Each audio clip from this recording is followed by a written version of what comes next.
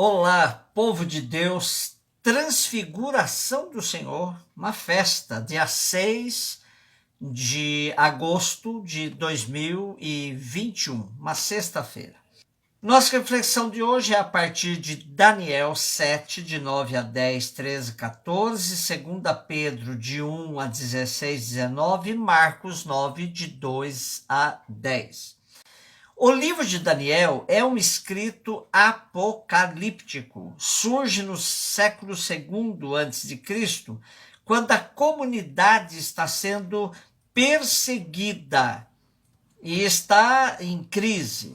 É a época em que o rei Antíoco IV quer acabar com a cultura, costumes e religiões dos judeus e por isso persegue quem não se sujeita aos padrões e costumes da cultura grega que ele procura introduzir.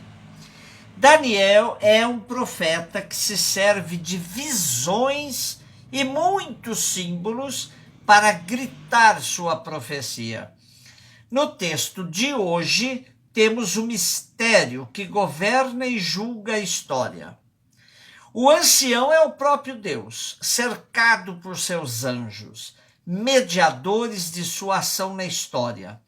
Os livros onde são registradas as ações dos homens e mulheres são abertos. Começa o julgamento.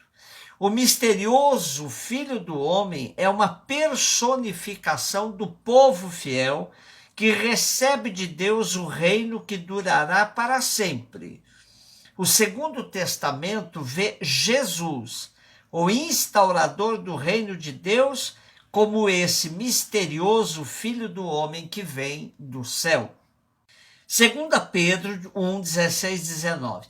É evidente que esta carta é somente atribuída a Pedro, pois, sendo o último escrito do Segundo Testamento, provavelmente do fim do primeiro século, ou mesmo em meados já do segundo, Pedro já tinha sido martirizado há décadas.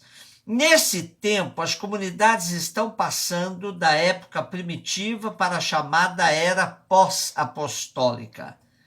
Dois sentimentos vão tomando conta das comunidades. Um é em relação à distância do evento de Jesus terrestre. E o outro é a distância também do pensamento escatológico. É tempo de viver o momento presente e enfrentar as correntes estranhas ao pensamento cristão que vão ameaçando as comunidades. Hoje, o texto traz o testemunho dos apóstolos que estavam com Jesus no monte quando de sua transfiguração. Com tal experiência, o autor da segunda carta de Pedro nos diz: e assim se nos tornou ainda mais firme a palavra da profecia, que fazeis bem em ter diante dos olhos, como lâmpada que brilha em lugar escuro, até clarear o dia e levantar-se a estrela da manhã em vossas orações. Bonito. Marcos 9, de 2 a 10. Jesus tomou consigo Pedro, Tiago, João e os levou sozinhos a um lugar à parte sobre uma alta montanha.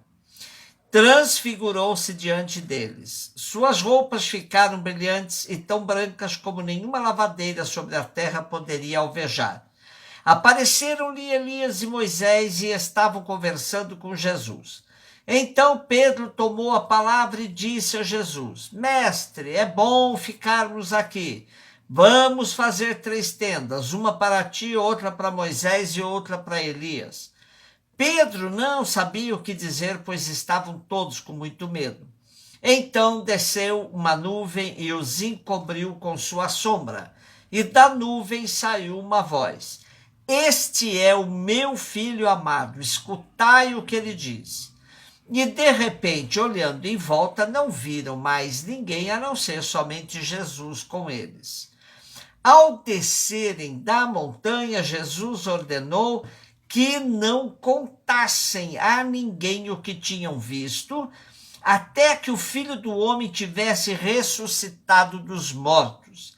Eles observaram esta ordem, mas comentavam entre si o que queria dizer ressuscitar dos mortos. A nossa perícope de hoje está na secção de Marcos, onde aparecem as instruções do caminho e seguimento que compreende os capítulos de 8, versículo 27, a 10, versículos 52. Jesus vinha fazendo anúncios constantes daquilo que estava previsto acontecer com ele quando se confrontasse com os poderes em Jerusalém. Porém, os discípulos não conseguiam alcançar o sentido desses anúncios. Jesus previa também que o processo de sua paixão seria estonteante. Junto aos discípulos, um verdadeiro escândalo para eles. Quando teve oportunidade, Pedro chegou mesmo a tentar persuadir Jesus que não fosse a Jerusalém, uma vez que ele dizia que aí sofreria muito, seria rejeitado pelos anciãos, sumos sacerdotes e escribas, seria morto e depois de 3 dias ressuscitaria. A transfiguração, antecipando a glória de Jesus, tem como função empoderar os discípulos para suportarem o processo da paixão, pois antes de ser transfigurado com a ressurreição, Jesus será desfigurado pela paixão e cruz. 3 discípulos é um número que responde às exigências para testemunhar o evento.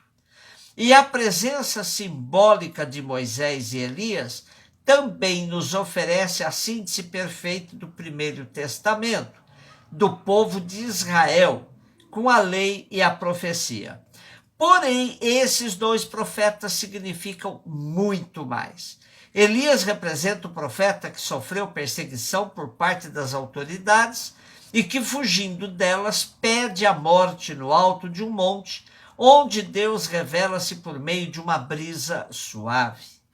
Depois, Javé o envia novamente para a batalha. Da mesma forma, Moisés é rejeitado pelo povo e, pela segunda vez, Moisés deve subir a montanha, onde desce com o rosto transfigurado. Como sua face não pode ser vista, coloca-se um véu.